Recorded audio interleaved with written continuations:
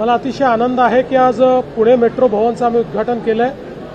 पुण्याच्या मेट्रोचं काम अतिशय वेगाने चाललेलं आहे. आता आपली शिवाजीनगर ते हिंजवडी ही जी मेट्रो आहे ही पण लवकरच पूर्ण होते. एक टप्पा मेमध्ये आणि एक टप्पा जुलैमध्ये पूर्ण होईल. त्यानंतर जवळपास पुण्यामध्ये 55 किलोमीटरचे मेट्रो मार्ग सुरू असतील.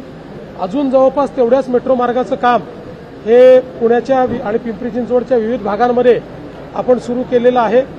आणि त्याच्या व्यतिरिक्त अधिकचं अजून 80 किलोमीटरचं प्लॅनिंग आपलं आहे.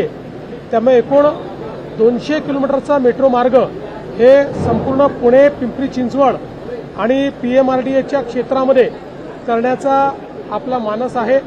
त्या दृष्टीनं आपल्या पुणे मेट्रोला आपण निर्देश देखील दिलेले आहेत की त्यांनी आता फार फेजेस न करता लवकरात लवकर या संपूर्ण क्षेत्राचं प्लॅनिंग करावं.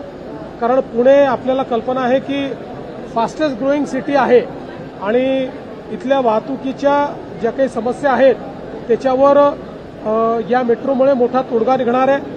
त्यासोबत या मेट्रोसोबत आम्ही बसेसचं इंटिग्रेशन आणि बाकी ट्रान्सपोर्टेशनचं इंटिग्रेशन देखील त्या ठिकाणी करण्याचा प्रयत्न करतोय.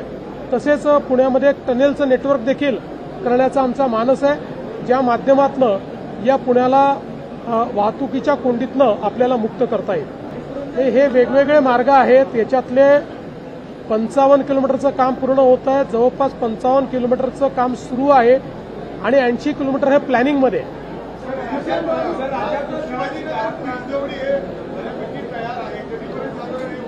त्याच्यामध्ये ह्या 23 किलोमीटरचा मार्ग आहे. 11 किलोमीटरचा जो मार्ग आहे हा मे मध्ये पूर्ण होतोय. उरलेले 12 किलोमीटर हे जुलैमध्ये पूर्ण होत आहे. असं आहे की या संदर्भातला ऍक्शन प्लॅन हा मी ऑलरेडी बजेट मांडतानाच त्या ठिकाणी जाहीर केलेला आहे. भविष्यात ती न्यावीच लागणार आहे आणि नेणार होतो. जाणार आहे, तिकडे जाणार आहे.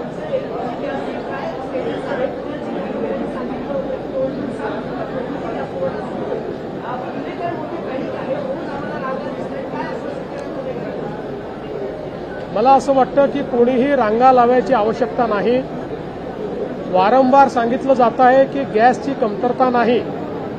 जाणीवपूर्वक राहुल गांधी आणि काँग्रेस पक्षाचे नेते या ठिकाणी लोकांमध्ये भीती तयार करतायत आणि त्या भीतीपोटी लोक रांगा लावतायत. कोणीही रांगा लावायची आवश्यकता नाहीये. आवश्यक तेवढा गॅसचा पुरवठा आपल्याकडे आहे. आता महानगरपालिकेमध्ये बॉडी आलेली आहे. महापौर, उपमहापौर, स्टँडिंग कमिटी चेअरमन, वेगवेगळे सभापती आहेत.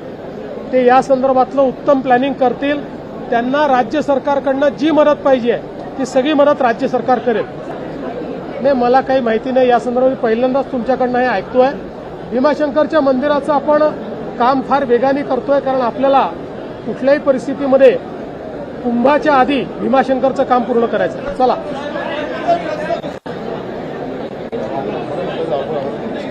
Bravo.